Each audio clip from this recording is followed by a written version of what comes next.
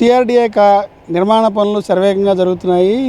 కూటమి ప్రభుత్వ అధికారం చేపట్టిన తర్వాత సిఆర్డీఏ యొక్క దీనికి సంబంధించి లావాదేవీ ఏదైతుందో ఈ యొక్క కార్యాలయం అయితే విజయవాడ లెండి సెంటర్లో ఉంది. ప్రస్తుతం మనం రాజధాని ప్రాంతంలో ఉన్నాము. ఈ ప్రాంతంలో కూడా సిఆర్డీఏ కార్యాలయం దాదాపు 99% అయిపోవచ్చింది దాదాపు చెప్పాలి. మరికొద్ది రోజుల్లో సిఆర్డీఏ కార్యాలయం ఇక్కడ నుంచే సిఆర్డీఏ కార్యకలాపాలన్నీ నిర్వహించడం జరుగుతుంది. ఇప్పుడు గతంలో ఏదైతే ఉందో 14-19 సమయంలో ఈ సిఆర్డీఏ సంబంధించిన 29 గ్రామాల్లో ప్రజలకి రైతులకి ఏదైనా సమావేశం నిర్వహించాలన్నా, యొక్క భూములు సేకరించాలన్నా, వారితో మాట్లాడాలన్నా ఆయా గ్రామంలో ఏదైతే ఉందో పంచాయతీ కార్యాలయాల్లోనూ సిఆర్డీఏ తాత్కాలిక కార్యాలయంగా ఉపయోగించి అక్కడి నుంచి పనులైతే కార్యక్రమం జరిగించేవారు.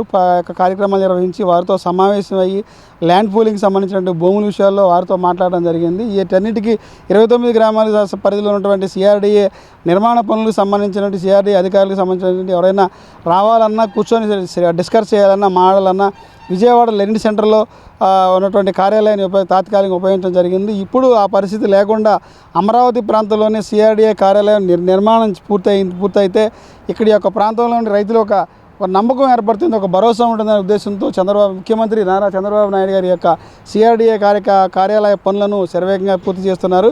మరికొద్ది రోజుల్లోనే ఈ కార్యాలయం పూర్తయితే ఇక్కడి నుంచే ఈ సిఆర్డీఏ పరిధిలో ఉన్న ప్రతి కార్యకలాపాలని కూడా ఎక్కడి నుంచే వర్క్ అయితే స్టార్ట్ చేస్తారు. ఈ కార్యాలయంలోనే సిఆర్డీఏ చైర్మన్ ఎవరుతున్నారో నారా చంద్రబాబు నాయుడు గారు ముఖ్యమంత్రి గారు యొక్క చైర్మన్ హోదా కూడా ఆయనకి ఇక్కడ ప్రత్యేక ఛాంబర్ కూడా ఏర్పాటు చేయనున్నారు. ఈ యొక్క సిఆర్డీఏ ప్రతి పనిని కూడా దీనికి సంబంధించిన కమిషనర్ దగ్గర నుంచి, అటెండర్ దగ్గర నుంచి, ఐఏఎస్ వరకు కూడా ఇక్కడి నుంచే కార్యకలాపాలు నిర్వహిస్తారని చెప్పాలి. దాదాపు ఈ యొక్క ఏదైతే ఉందో మున్సిపల్ శాఖ మంత్రి సిఆర్డీఏ ఎవరైతున్నారో సంబంధించినటువంటి మంత్రి నారాయణ కూడా అనునిత్యం ప్రతిరోజు కూడా సిఆర్డీఏ కార్యాలయం విజయవాడ లెండి సెంటర్ నుంచి కార్యకలాపాలను చేయడం జరుగుతుంది. రాబోయే రోజుల్లో ఈ కార్యాలయాలు అందుబాటులోకి వచ్చిన తర్వాత ఈ సిఆర్డీఏ చైర్మన్ నారా చంద్రబాబు నాయుడుతో పాటు మంత్రి నారాయణ, ఐఏఎస్ అధికారి కానీ అటెండర్ల దగ్గర అందరూ కూడా ఇక్కడి నుంచే కార్యకలాపాలు ప్రారంభమవుతాయి.